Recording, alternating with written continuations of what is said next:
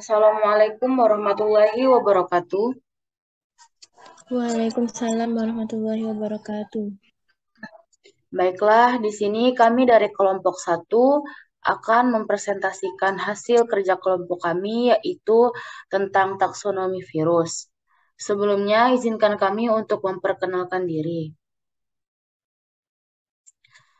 Perkenalkan, kami dari kelompok satu yang beranggotakan yang pertama yaitu Mariatul Fadila dengan NIM 26, kemudian Novinda Karya Ramadhani dengan NIM 29, kemudian Raisa Septiana Nur Hidayah, saya sendiri dengan NIM 36, Abdul Aziz dengan NIM 34, dan Diana Rosanti dengan NIM 30. Untuk Diana Rosanti berhalangan hadir pada kesempatan kali ini. Baiklah, di sini langsung saja saya serahkan kepada rekan saya yaitu Mariatul Fadila. Kepada Mariatul Fadila dipersilahkan. Baik, terima kasih kepada moderator. Untuk yang pertama yaitu karakteristik virus. Nah, virus ini dapat dikatakan sebagai jasad renik yang memiliki ukuran sangat kecil dan dia itu hanya dapat dilihat dengan menggunakan mikroskop elektron yang menginfeksi sel organisme biologis. Nah, untuk virus sendiri, dia itu masih sering diperdebatkan statusnya sebagai makhluk hidup. Karena virus ini tidak dapat menjalankan fungsi biologisnya secara bebas. Jadi untuk virus sendiri, dia itu selalu terasosiasi dengan penyakit tertentu, baik pada manusia seperti virus HIV, pada hewan seperti virus flu burung, ataupun pada tanaman. Contohnya itu mozaik tembakau. Nah, untuk ukurannya sendiri, virus ini memiliki diameter antara 20 sampai 300 nanometer. Dengan panjang tubuhnya itu berkisar antara 20 sampai 14.000 nanometer.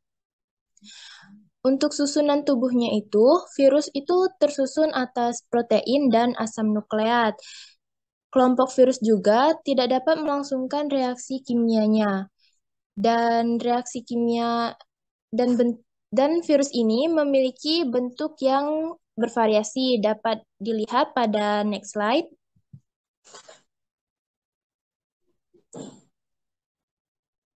Nah, berikut merupakan beberapa bentuk tubuh virus. Umumnya, virus itu ada yang berbentuk oval, batang, jarum, tangkai memanjang, menyerupai huruf T, bahkan bulat. Namun, ada pula yang menyatakan bahwa untuk memudahkan pengidentifikasian, virus itu dikelompokkan lagi dengan bentuk spiral, ikosahedron, berpelindung, serta kompleks. Untuk struktur tubuh virus sendiri, dia itu dilengkapi oleh kepala, yang dimana kepalanya ini diselubungi oleh yang namanya kapsid, lalu bagian leher sebagai penghubung ataupun penyangga antara kepalanya dan ekornya, dan yang paling bawah atau yang berada di dekat leher itu ada ekor. Nah, di bagian ekor ini dilengkapi lagi oleh serabut-serabut, yang fungsinya itu untuk memudahkan si virus ini dalam menancapkan diri pada tubuh inangnya. Mungkin yang berikutnya akan dilanjutkan oleh rekan saya.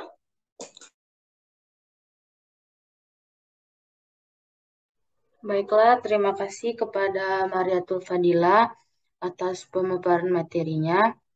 Selanjutnya akan dilanjutkan oleh rekan kami yaitu kepada Novinda. Kepada Novinda dipersilahkan.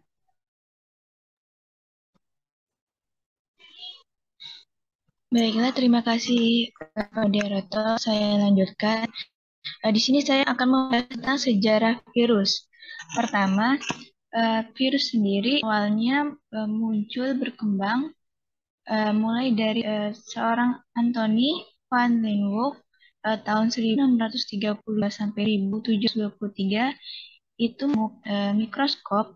Nah, seiring perkembangan mikroskop ini mendorong beberapa penemuan di bidang biologi. Nah, salah satu partikel mikroskopiknya itu virus. Nah, pertama ada Adolf Meyer tahun 1883 di Jerman. Nah, dia melakukan percobaan yang dimana muncul penyakit bintik kuning dari daun tembakau. Nah, dia ini mencoba untuk memperketat tanaman yang sakit ke tanaman yang sehat. Nah, kemudian hasilnya itu tanaman yang sakit itu tanaman yang sehat itu ikut juga sakit. Kemudian penelitian ini dilanjutkan oleh Dimit Ivanovsky tahun 1892 di Rusia. Nah, hasilnya ini yaitu tanaman sehat ini tetap tertular. Kemudian ia menyimpulkan bahwa ada partikel yang lebih kecil lagi dari bakteri yang dapat lolos dari saringan yang menularkan penyakit. Kemudian dilanjutkan lagi ada Partinus W. Bejerinik tahun 1896, seorang sains asal Belanda yang menemukan bahwa partikel ini dapat bereproduksi pada tanaman, tapi tidak pada medium pertumbuhan bakteri. Dan bisa disimpulkan bahwa partikel itu hanya dapat hidup pada makhluk hidup yang diserangnya. Kemudian penelitian ini dilanjutkan lagi oleh Wendell M.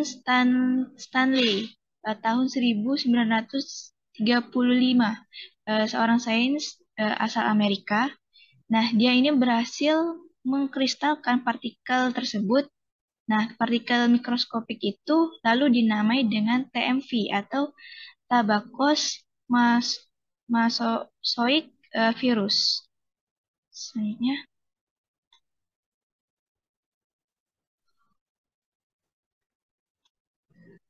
Nah, untuk sejarah klasifikasi virus itu pada tahun 1939 oleh Holmes itu menerbitkan klasifikasi virus yang mana tanaman yang diklasifikasikan itu tergantung pada reaksi inang dan spesies inang diferensialnya.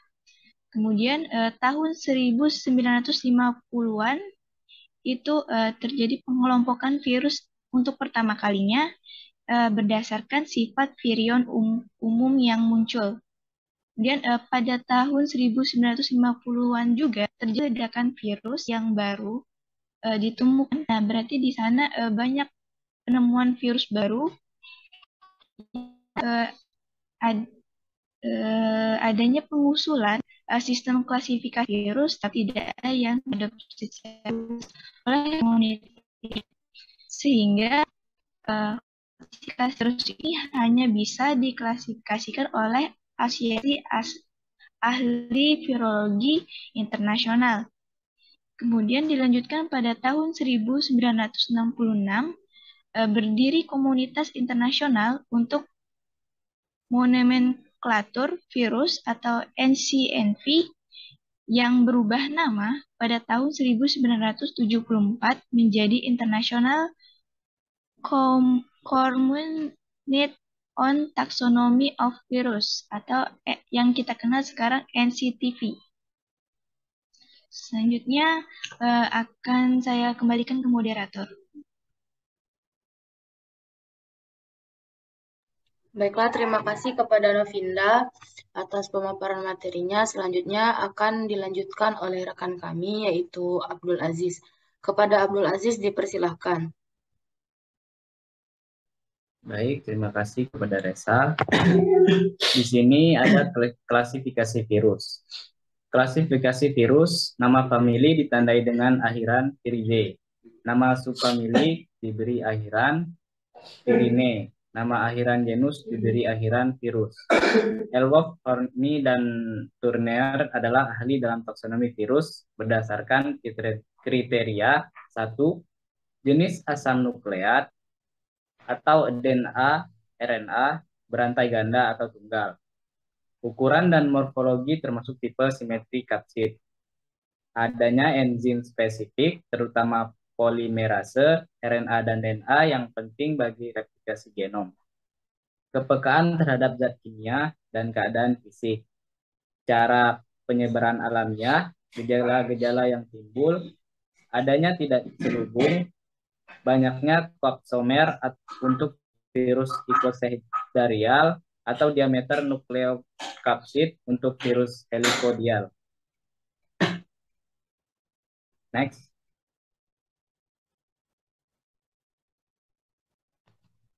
Kemudian klasifikasi virus berdasarkan jenis sel inangnya. Yang pertama, ada virus penyerang tanaman.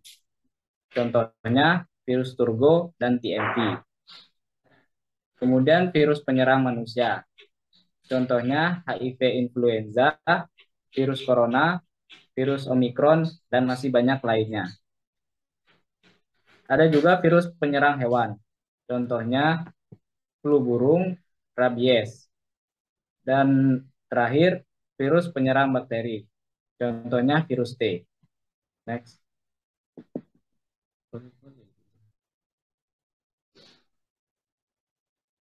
Klasifikasi virus berdasarkan molekul genom. Yang pertama, asam nukleat berupa DNA. Contohnya virus parvovirus. Kemudian asam nukleat berupa RNA. Contohnya picornavirus. Next.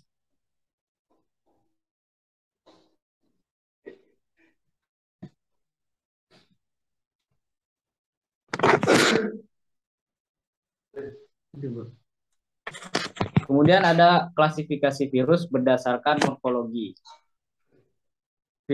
Yang pertama, virus berbentuk icosahedral, bangun ruangnya yang memiliki sisi berjumlah 20, bentuk hampir lingkaran, envelope, yakni virus yang dikelilingi membran lipid. Yang kedua, virus berbentuk helikal, menyerupai tangga spiral, asam nukleat melilit di bagian dalam kapsid protein, menghasilkan bentuk silindris. Dan virus berbentuk kompleks, terdiri atas berbagai protein berbeda, tetapi bekerja sama untuk melindungi genom, kemudian menempel pada sel inangnya. Saya kembalikan kepada moderator. Baiklah, terima kasih kepada Abdul atas pemaparan materinya. Selanjutnya akan dilanjutkan oleh rekan kami, yaitu kepada Mariatul Fadila. Kepada Mariatul Fadila dipersilahkan.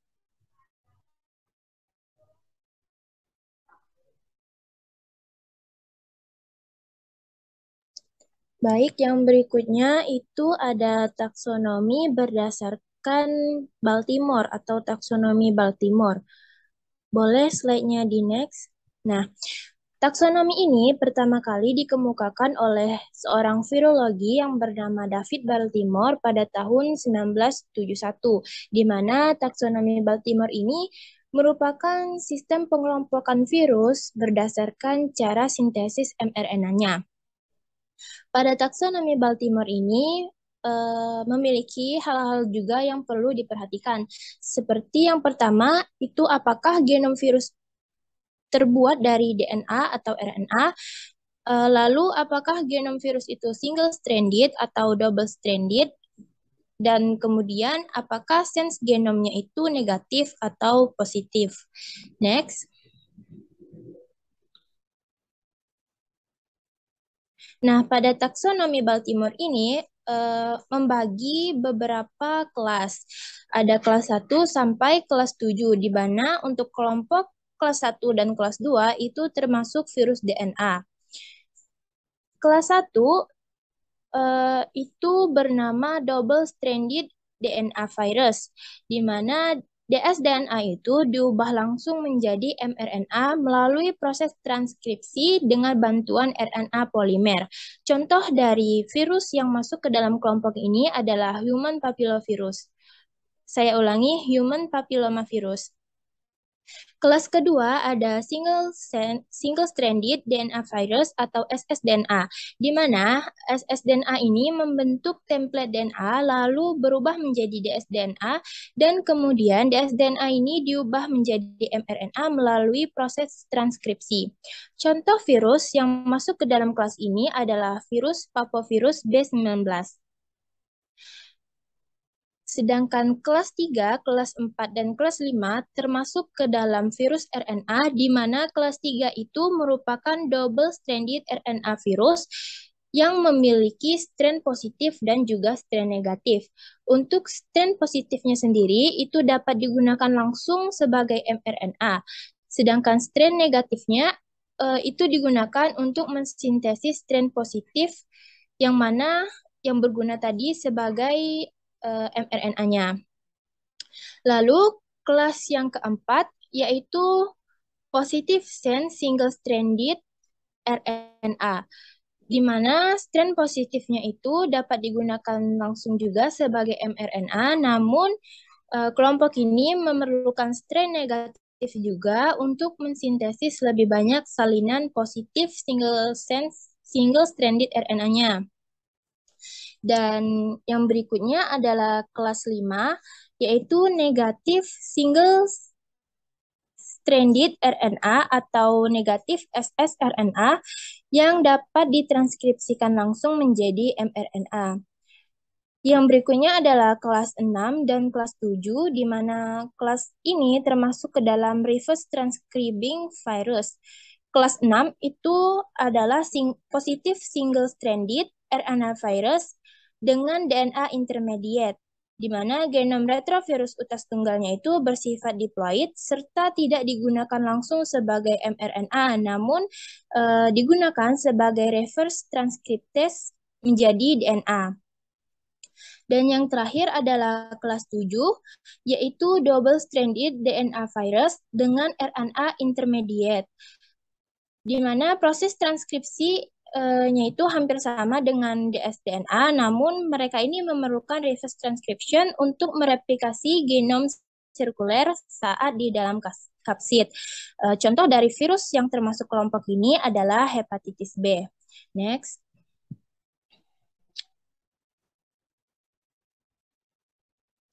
Nah, slide ini merupakan keterangan dari gambar slide yang sebelumnya saya barusan jelaskan. Jadi, mungkin selanjutnya saya serahkan kepada moderator. Baiklah, terima kasih kepada Mariatul Fadila. Oke, selanjutnya materi akan saya sampaikan yaitu taksonomi virus menurut ICTV. Nah, pada taksonomi virus menurut ICTV ini sendiri, kita dapat mencari klasifikasi atau taksonomi dari virus melalui website ictv.global/taksonomi. Nah, di situ akan tertera dari klasifikasinya sangat lengkap, cukup lengkap, dan sudah diperbarui pada tahun 2021. Nah, apa itu ICTV? ICTV. Nah, ICTV ini sendiri merupakan Komite Internasional Taksonomi Virus. Komite ini memberikan kewenangan dan mengatur klasifikasi taksonomi virus. Nah, anggota dari komite ini dianggap ahli dunia pada virus. Komite ini dibentuk dan diatur oleh Divisi Virologi dari International Union of Societies Microbiological.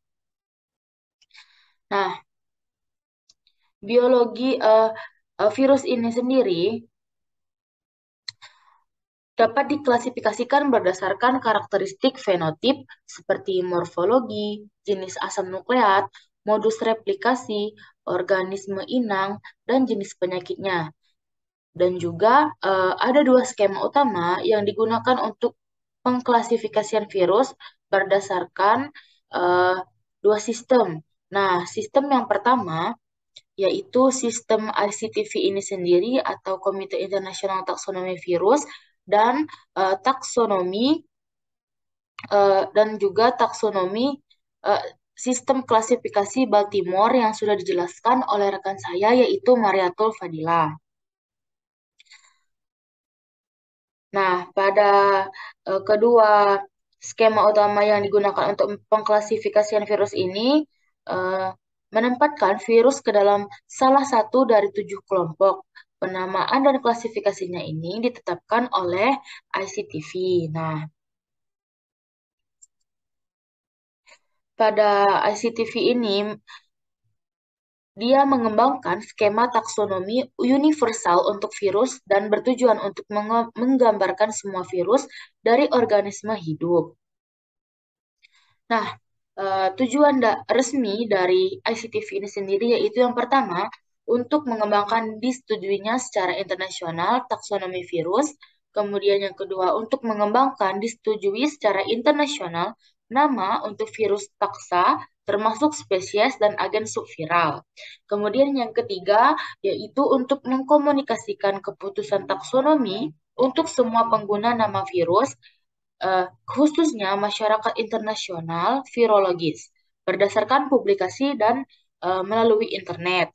Dan yang terakhir itu untuk menjaga dan mencatat data yang menjadi ciri setiap takson virus yang bernama, bersama dengan nama umum setiap takson dalam semua bahasa utama. Nah, selanjutnya, nah, menurut sistem ICTV ini sendiri, terdapat 3 tingkatan takson dalam klasifikasi virus, yaitu yang pertama family, yang kedua genus, dan yang ketiga spesies. Nah, pada ketiga ini ada ciri khas pada virus, yaitu pada family, dia menggunakan akhiran viridae. Kemudian nama genus menggunakan akhiran virus dan spesies menggunakan bahasa Inggris dan diakhiri dengan virus juga. Nah, pada nama genus ini sendiri, nama genus dan spesies harus dicetak miring. Selanjutnya, nah di sini saya mendapatkan datanya ini dari website ictv.global/taxonomy. Sebenarnya ada banyak dan ada di slide berikutnya bagaimana tampilan dari website tersebut. Nah, di sini terdapat realm atau dunia. Nah, dari virus ini terdapat 6 realm atau dunia, yaitu yang pertama ada Adnaviria, kemudian yang kedua ada Duplonaviria, kemudian yang ketiga ada Mononaviria, yang keempat ada Riboviria, yang kelima ada Riboziviria, dan yang keenam ada Faridnaviria. Nah, saat saya meninjau website tersebut, saya melihat pada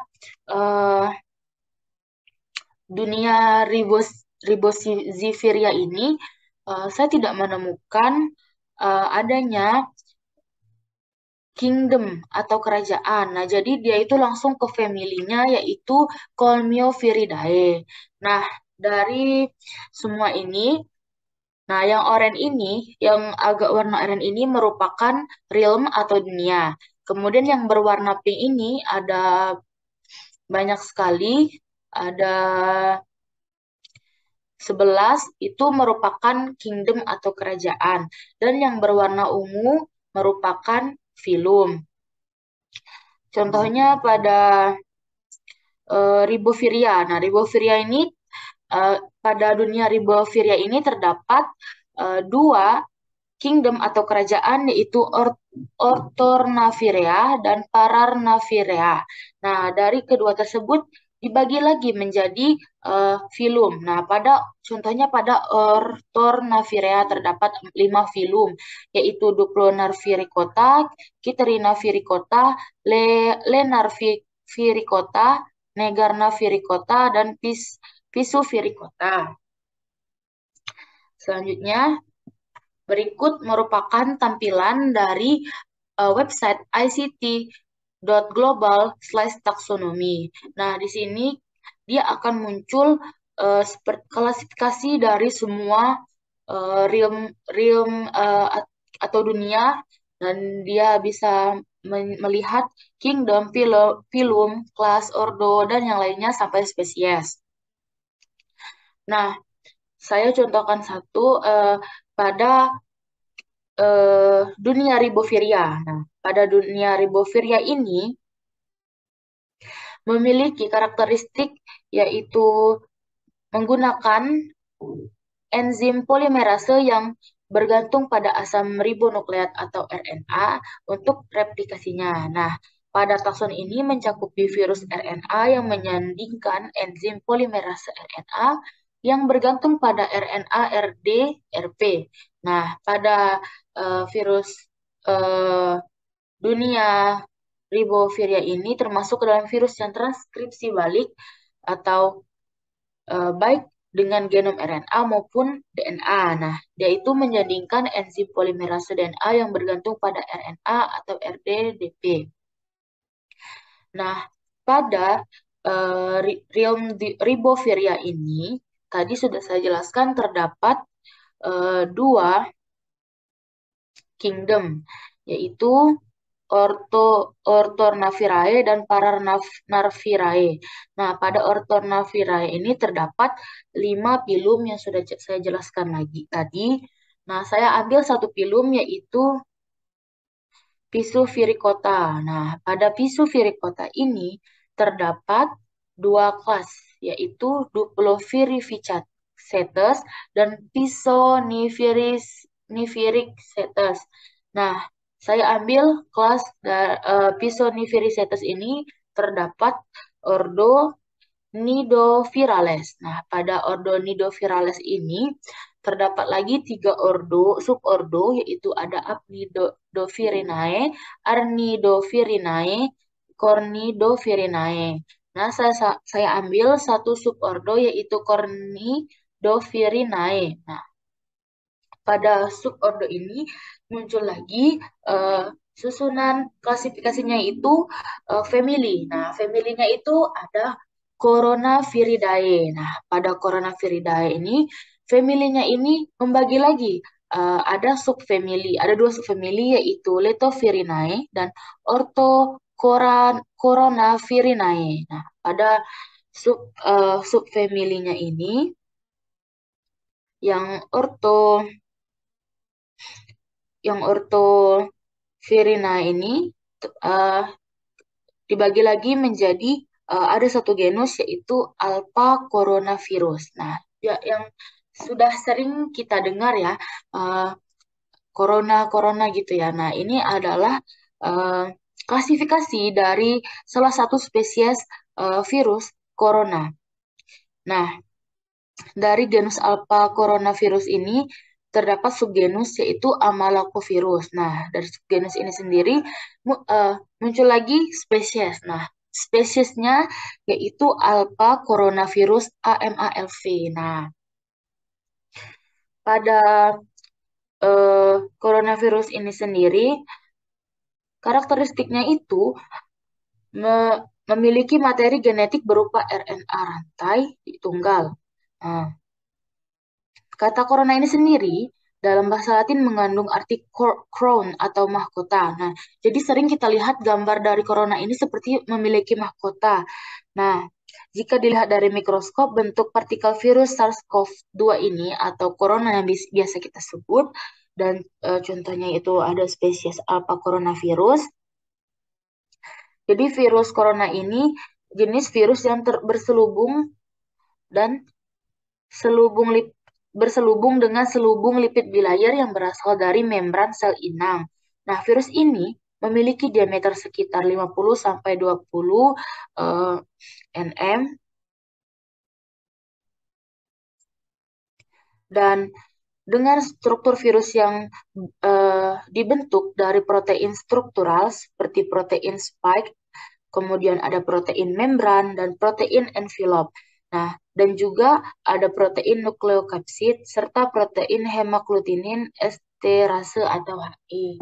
Nah, itu dapat dicari klasifikasi dari virus dengan menggunakan taksonomi menurut ICTV dan bisa menggunakannya melalui website ictv.global/taksonomi. Nah, materi selanjutnya akan dijelaskan oleh rekan kami, yaitu Novinda. Kepada Novinda dipersilahkan.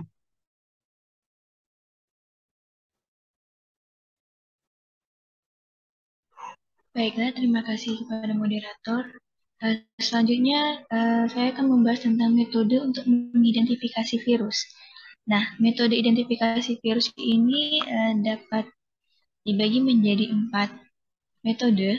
Yang pertama itu uji serologi. Nah, di uji serologi ini ada 6 uji juga, seperti di slide. Kemudian ada metode PCR. Ada metode saliva test, dan ada metode immunodensing. Next.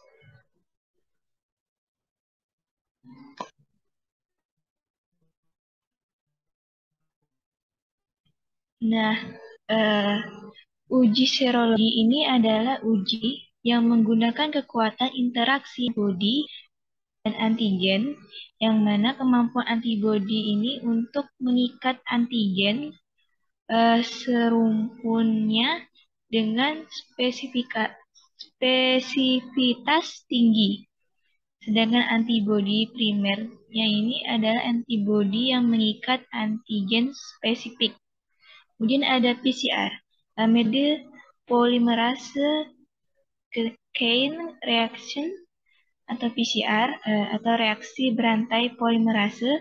Ini merupakan metode enzimatis untuk melipat gandakan atau amplification secara eksponensial suatu sekuen nukleotida tertentu secara in vitro. Kemudian ada metode saliva test, yang mana metode ini adalah metode mengidentifikasi jenis virus dengan menggunakan sampel air liur atau saliva. Kemudian ada immunodensing assay, yang mana metode ini menggunakan antibodi untuk mendeteksi virus tanaman yang menggunakan membran nitroselulose dan nilon. Nah, selanjutnya saya serahkan kembali kepada moderator.